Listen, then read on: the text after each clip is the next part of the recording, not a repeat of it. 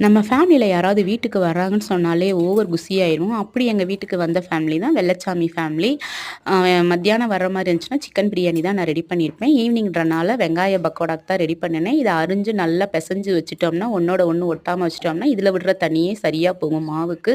அப்புறம் இந்த தள்ளுவண்டி கடை வந்துச்சுங்க. சரி ஓகே நம்ம ஏதாச்சும் கிடைக்குமா, சிக்குமான்னு பார்த்தேன். ஓகே சவுத்து ஐப்ரோ தானே மெயின். பென்சிலும், ஒரு சீப்பும் தாங்க வாங்கினேன். எனக்கு இந்த சீப்புக்கு இப்ப என்ன 7 இருக்கு எங்க காட்டுங்க. போனாலும் விட்டுட்டு வந்துடுறேன்.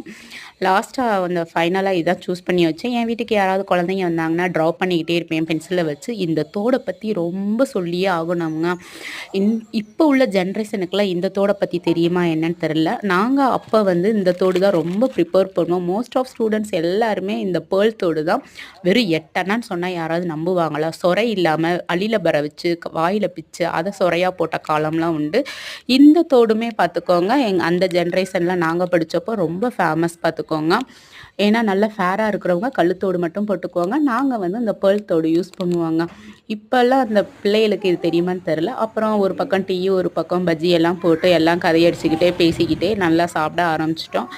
எங்க வீட்டு ரோசி எப்படா எனக்கும் பக்கோடா போடுவீங்கன்னு வெயிட் பண்ணிக்கிட்டே இருந்துச்சு. பாப்பாக்கு ட்ரெஸ்ஸ பார்த்தோனேயுமே ஒரே குஷி. மாமாவும் தம்பியோட கொஞ்ச நேரம் நல்லா என்ஜாய் பண்ணி விளையாண்டுக்கிட்டு இருந்தான். தம்பி தாங்க கொஞ்ச நேரம் நய நயன்னு அழுதுகிட்டு இருந்தான். பாலமணிகண்டன். அப்படியே அவன ஒரு கிளிப்பிங்க.